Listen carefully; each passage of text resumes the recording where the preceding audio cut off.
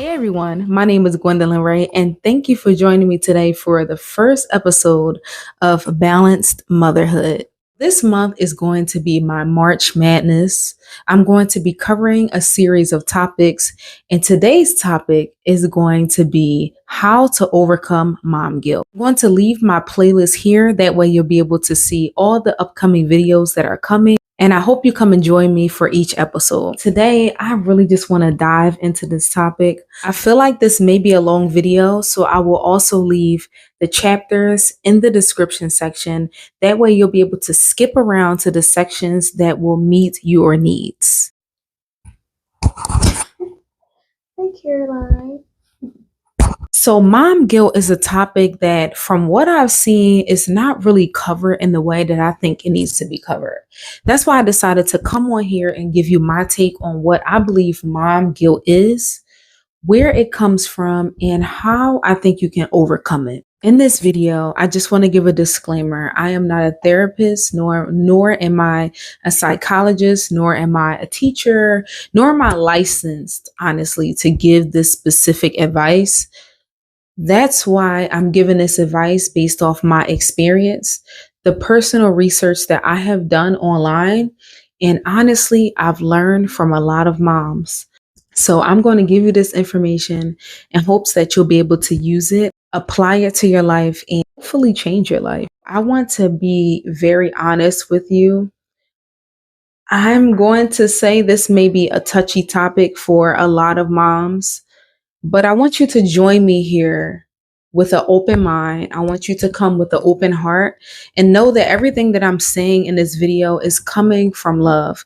It's coming from a place, honestly, I've been there before, and I'm really just here to help you. Each title of mom that I'm going to name in this video, I have been every single one of them.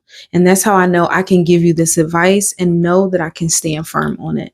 I decided to put together a Venn diagram. Yes, I worked really hard on this, okay? I took the time out to write down this information. So make sure you screenshot this if you need to, so you can go back and look at it later on. But in the Venn diagram, I am covering these types of moms. We have the working mom, which means working outside of the home. We have the work from home mom, and we have the stay-at-home mom, which also can be categorized as a homemaker. So I want you to leave with a what, meaning what actually causes mom guilt for these categories of moms. And I also want you to leave with a how, on how to overcome these. There are many different reasons why moms experience mom guilt, but I'm going to cover the main ones here. For working moms, most of their mom guilt comes from having to leave their children for either work or for other activities for themselves. Working moms also struggle with the expectations of society, i.e., traditional gender roles. Work from home moms tend to struggle with the blurred lines between work and home life. They also struggle with being able to juggle work, home life, and children all at the same time because they have the responsibility of handling all those things at one time. Work from home moms also can struggle with the visibility of work, and I'll explain that more later on. Stay-at-home moms and homemakers' mom guilt stem to come from what they would call losing their identity. Also, a lot of them complain about not being fulfilled. The work from home mom and the stay-at-home mom have a shared category of other people thinking that they have the perfect aspect of motherhood, meaning they are home with their children most of the day, which means it may come off as them having so much time to be able to spend directly on their children. But every single mom in these categories tend to struggle with the comparison of other moms on social media, the feelings of overwhelm and guilt, feeling stressed or at the brink of burnout.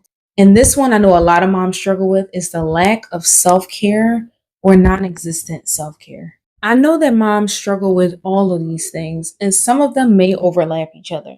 But there are two lanes I like to put these problems into. The first one is the expectation of society, and the second one is internal struggles. These two different lanes have something very important that you need to pay attention to. The first one, the expectations of society, is something that you cannot change. The second one, which are internal struggles, are all things that you can personally change. I I want you to focus on the things that you can change. Because when you focus on the things that you can change, you are not putting yourself into a victim category. You don't want to go day to day feeling like there is nothing that you can do about your situation. When at the end of the day, honestly, there is plenty of things that you can do to change your situation. So don't sit in the victim mindset. The first category of mom we're going to cover is the working mom. This mom I have been once before. I worked many years and I enjoyed most of my working life up until I had my third son. Work began to be really hard for me. One of the things that working moms struggle with is the traditional gender roles, ones in which the father is the financial provider and the mother is the sole caregiver for the child. This is the most ideal circumstances when it is a healthy relationship. But when it isn't a healthy relationship, the parents split and most times mom is left to care for the child on her own, which leaves mom to have to be the full provider for the child and having mom to provide for both sides of the parenting. Mom guilt comes in when the mother has to be away from the child because most likely she understands the situation, but she knows that she doesn't have any choice but to go to work because family needs to be provided for. This will leave mom feeling guilty either because of her past decisions or also because internally she already knows that she's supposed to be the main caregiver for her child. The second reason I have seen for mom guilt and working moms is FOMO. FOMO is the fear of missing out. In this case, mom may feel guilty about missing important milestones for her child, like when he takes his first steps, or missing out on sports games or parent teacher conferences, all the way up until the child gets their first permit. Things like that are very important in a child's life, and most moms want to be there. So now that I've covered the what, I'm going to cover the how. So if traditional gender roles is a sensitive topic for you, it's probably because you may actually prefer to work outside the home. This may be an escape for you outside of your reality, knowing that you are the only provider for your family. And also, it may be an escape of your home duties. Some women may not even want to be home because it's just too much on them. When they go home, they are faced with reality. And a lot of women do not want to deal with that. The women that I know that use work as an escape also have an avoidance personality. So normally, they tend to put off things to the last minute. They don't take responsibility for the path that they have chosen. And they tend to use work for the reason why they're not getting anything done. And the second reason why this might be a sensitive topic for working moms is because they honestly don't want to be the financial provider. They prefer to be in a household where the husband is the provider. And in this case, they may have made some mistakes and they may not be ready to hold themselves accountable for them. Maybe you are that mom that wants to change your situation and you realize the one that is set up right now is not working out for you. Maybe you realize that you have made a mistake. But your problem is right now that you haven't been able to figure out the steps in order to change your life. There is a way out of all of these situations, but it really starts with holding yourself accountable. The first scenario of woman, you may be the strong woman type. And when I say the strong woman type, I mean you tell people that you like to work. You tell people that you work because you like to have your own income. Or maybe you fall into the category of the girl boss, because I did it once. Being a girl boss normally leads to being exhausted. And I mean extremely exhausted. And this exhaustedness and this tiredness leads to burnout. And when you get to the point of burnout, you just want to quit and you tend to blame all your problems on other people. My suggestion is to create a plan because once most women hit the age of 45, at that point, work can become extremely hard and it may be too much for you. If you are not there yet, honestly, you should probably get a plan. Create a plan where you'll be able to be retired. If this includes finding a husband, then you probably need to get started now because you don't want to wait until it's too late. The second option is that if you own a business, maybe create a strategy in order to be able to take the load off yourself and have someone else take over. That way, when that time comes for you and you're exhausted and you can't do it anymore, you'll have someone else to be able to pick up those pieces and continue your business on, and you can still get paid for it. My suggestions to you also is, in the meantime, I want you to go check out two different things. I want you to read The Black Woman's Guide to Femininity. I'm going to leave her link to her book in the description section. And I also want you to check out a YouTube channel called Universe Guru. Learned a lot from her channel, and I was able to apply a lot of it to my life. Good testament for how you can be a working mom and become a work from home mom or a stay at home mom. If that is your goal, go and check that out. I'll leave that in the description section. Covering the topic of FOMO, which is the fear of missing out. Honestly, when you are a working mom, you have to start with acceptance. You just have to accept the fact that you will not be able to make every single game, every single parent teacher conference that your child has. I'm not saying that you won't be able to do anything about it, but I want you to start with these actionable steps. The first step that you could take is to change careers or your job. If it's possible for you to do so and you have the willpower, that's something that you need to do if you really want to be more involved in your child's life. Change careers if you can. Find a career that will give you personal days, sick days, or PTO, which is paid time off. Once you find this career, I want you to be very strategic. When it comes to being a working mom, you can't play any games when it comes to your children. You have to make sure that you have their school calendar. You have to make sure you're able to keep up with all of their appointments. Because if you want to be in their life and you want to be able to work outside the home, these are things that are really important. You got to be a little more strict on yourself. So create a calendar, write these things down. I want you to strategically plan out your sick days, personal days, and whatever the other days you have where you can still get paid, but be able to attend your children's important events. Because in order to be involved in their life, these are the important steps that you have to take. No excuses. The next thing I want you to do is that when you are home, you need to be present, which means when you are away from work, you don't even need to be thinking about work. Get work out of your mind. It doesn't even matter. The reason why we work in the first place is so we can be able to have quality time with our family. So when you are home, that is the time to be home. And when you are at work, that is the time to focus on work.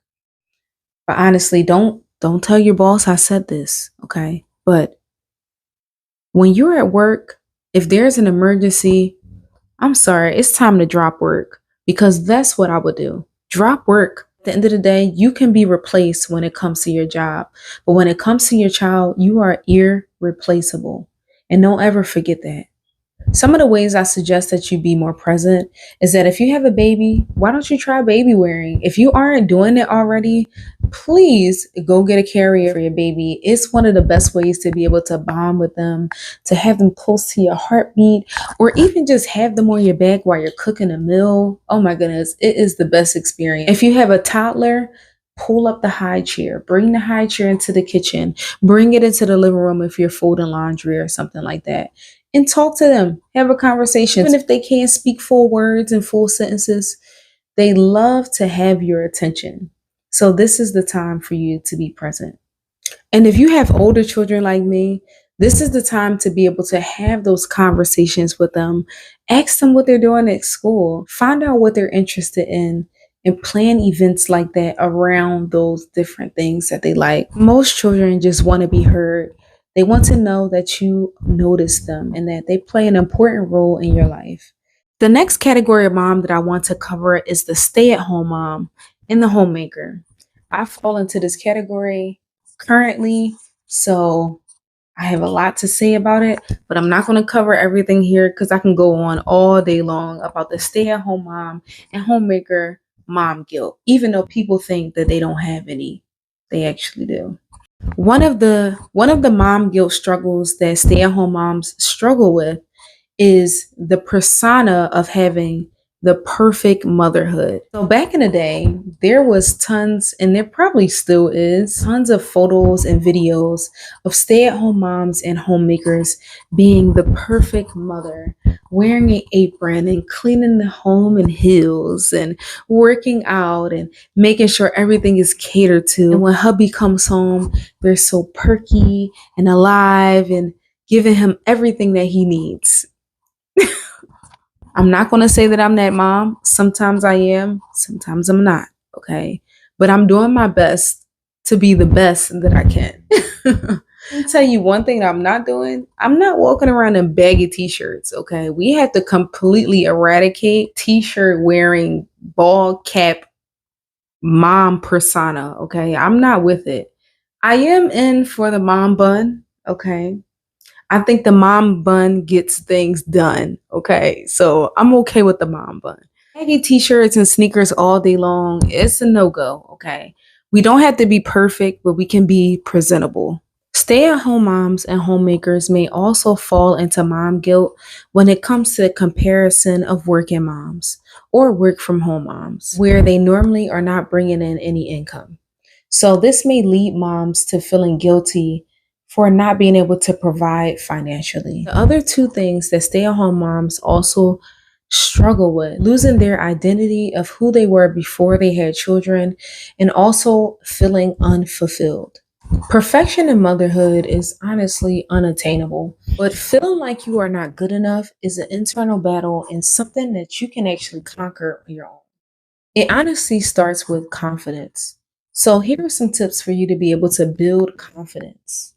One of the ways I was able to build confidence is to take a class, learn a new skill, learn something new. It's going to give you that confidence to know that you are able to accomplish something and you have something new under your belt that you can actually show someone else. Some places you can learn new skills from are your local library, or you can download this app called Eventbrite and you can actually type in the skills that you want to learn, and honestly, there are plenty of classes that you can take, and some of them are free. Spend 5 to 10 minutes doing a guided meditation.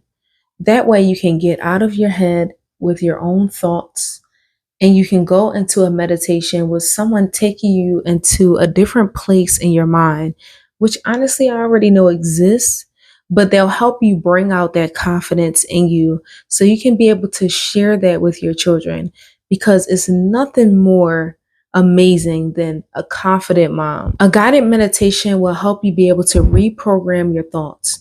That way you can get out of your mind with your own negative thoughts and you can train yourself to think more positively. Another way you can build confidence to get out of your mind and get into your body. So, one way you can do that is that you can do yoga, you can do Pilates, or you can start doing some sort of strength training.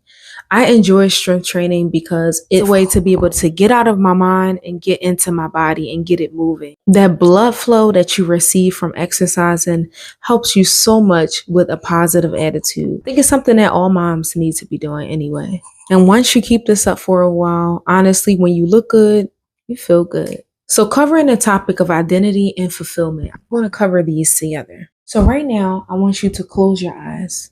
Go back into your childhood and I want you to think about the activities and hobbies that you enjoyed the most when you were a child.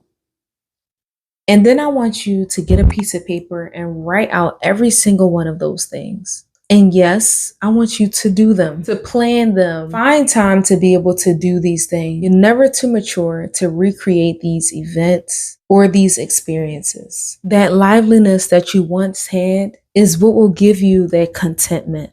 And that in turn will make you feel fulfilled. In the description section, I'm also going to leave some links of articles that you can check out, giving you some ideas of different hobbies that you can try out. So make sure you go visit that description section. So this type mom is to me the most interesting mom. And the reason why I say that is because she has both sides and they are combined into one. And this is, if you haven't guessed already, the work from home mom.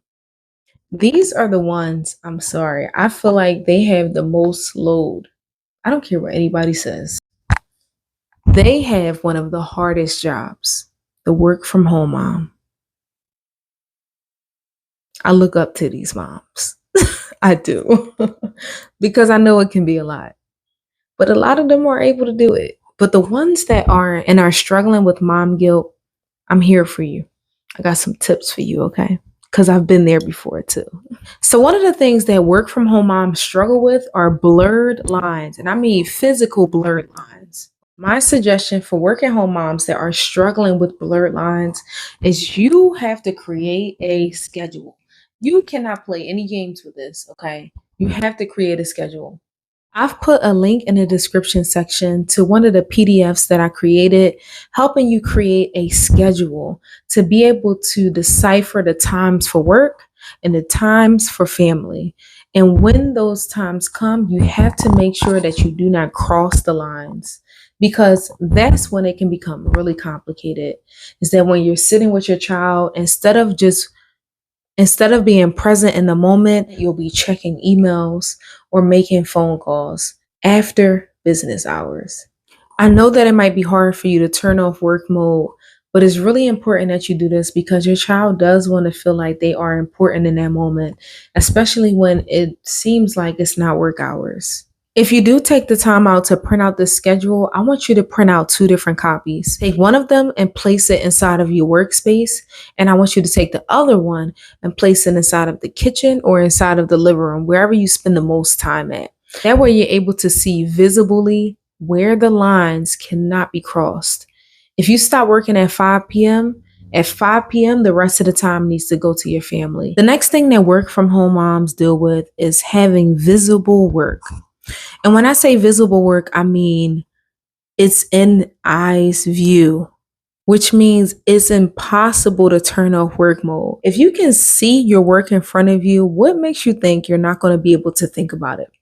So I say go with the model of out of sight and out of mind, meaning create a workspace, whether it's inside of a small room with the door closed, whether it's behind a curtain, even if you have a small space and you have to take your work out every day, I want you to create some sort of bin or some sort of box where you can put all your paperwork away and be able to store it somewhere where it's out of sight and out of mind.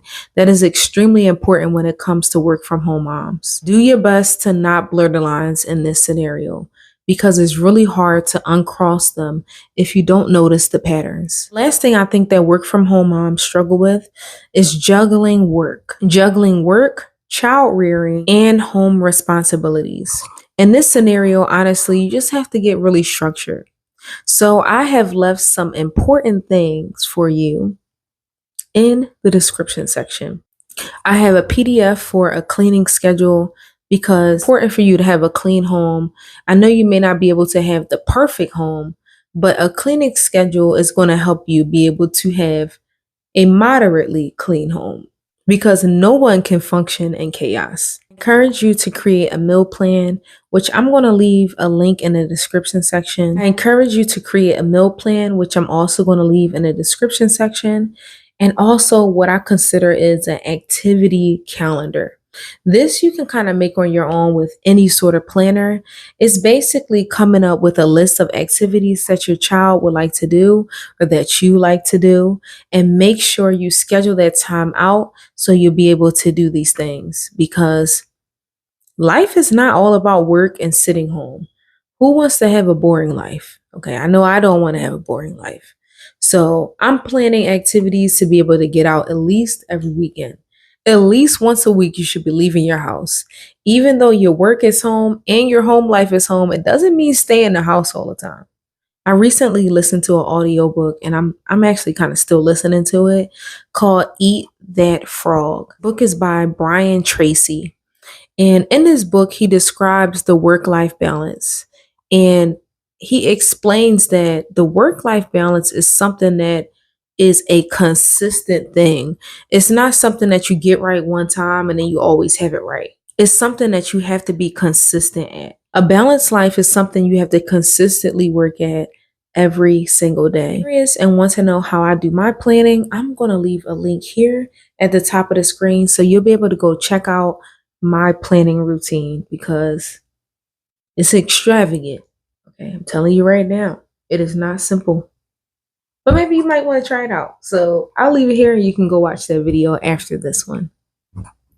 So the last category I want to cover from my Venn diagram is a combination of all moms. These are struggles that every single mom can be possibly dealing with. The first one is the comparison to other moms on TV or social media. Keep in mind that a lot of these moms, including myself, show the highlights of our motherhood. We still have struggles as well too. Don't ever watch a mom on YouTube or TV or any sort of social media and think that their life that they show covers everything. And the other side of the coin is that maybe they do have it together most of the time. And it's a possibility that jealousy and envy may creep in. But I don't want you to sit and be jealous or envious at all because what they have is attainable. When you get in your mind that what they have or what they're doing is possible because at the end of the day, they are human, you can easily get rid of doubt in your mind because that just means you need to put in the work so you can attain something similar. You'll never have the exact same life, but you can aim towards a life that you actually want to live and a parenting style that you want to develop. So, one of the best things someone told me is to stay off of social media. If you don't have a business, it's really no need for you to be on social media. Social media is a place for leisure, is a place to mind other people's business, is a place to share your business. It's not business meaning like your personal life. It's not something that you actually have to be on. So if you go onto social media and you leave feeling less than, then you don't need to be there. In this scenario, I suggest that you get some sort of pastimes. Pastimes meaning hobbies or some sort of leisure activity that you can do outside of work that does not involve social media. Keep in mind that comparison is the thief of joy. And when you compare yourself, you completely eradicate everything that you've accomplished as a mom. Do not compare yourself because if you actually put in the work, you can probably be better than the mom you may be envying. If you sit around and complain and compare, you'll never get there. There's a quote that I ran across a long time ago, and I never forgot it. It states, "Be so busy watering your own grass that you don't even have time to worry about if someone else's is greener." Another thing that moms universally struggle with when it comes to mom guilt is the lack of support. So this is when you kind of have to take accountability and really think to yourself, why do you not have any support? This can fall under a bunch of different scenarios. It could be because you are afraid to make connections. Maybe you've burnt too many bridges, or maybe people just do not trust you, or maybe you're too afraid to ask for help. This is one of the things a lot of moms struggle with. Honestly, if you need help, just ask for help. Do not sit around and carry the load on your own because you never know who is willing to help you. So I don't have tons of support. I do have my husband. He's the one that I lean on the most for support.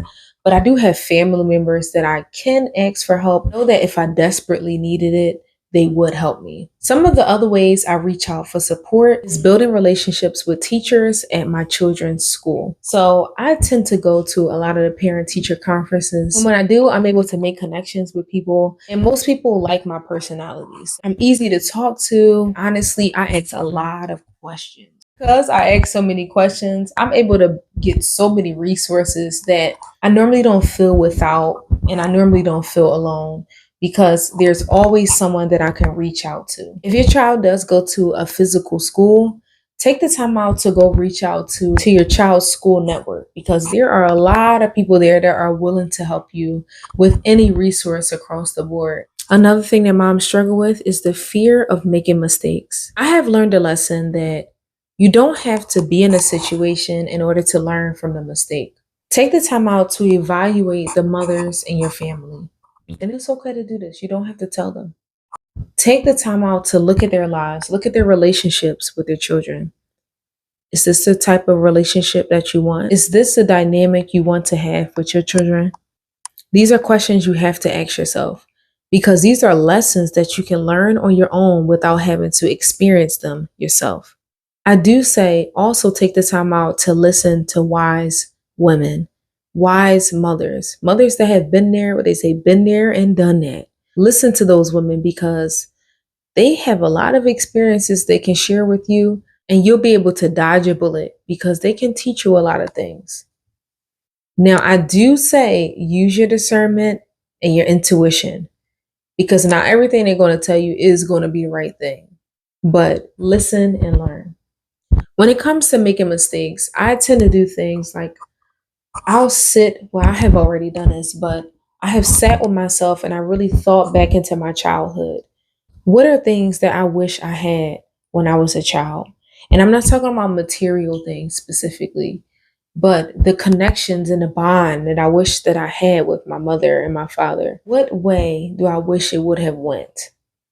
And those are the things I tend to focus on with my children. I give them the things that I didn't have, but I also like to give them the things that I really loved and I cherished as a child. And when you're able to put all of those experiences together, you can come up with your own parenting plan in the way that you want to parent your children. The last topic I want to cover, and to me is one of the most important, is self-care. I want us moms to start normalizing putting on our mask in order to be able to put on a mask for our child. How are you going to be able to take care of little human beings if you can't take care of yourself? And for some people, this may be easier said than done, but once you start doing it, you begin to love it, and it's something that you will not be able to do without. So don't forget, the early bird catches the worm. In your situation, you really want to wake up before your children wake up.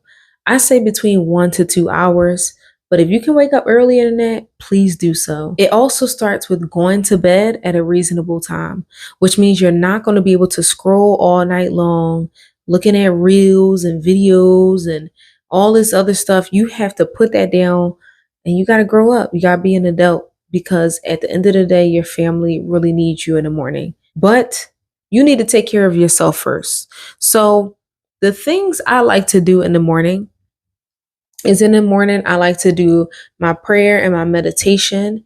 I like to do some sort of stretching. I'm getting older, and waking up and just going about my day is just not something it's just not going to happen. Okay. I really need to be able to stretch my body out and, get my blood flowing and get that lubrication into my bones and my muscles because I'll be snap, crackling, and popping all day long. Okay, we can't have that. Start your day with some sort of mindfulness. And during this time, you can also read a book or do some sort of studying. And this is like, that personal time for yourself, just to get your mind right and get your head in the game, I would say, because life is a game. Okay, if you want to be a winner, you got to start early. The next things I suggest that you do is to hop in the shower.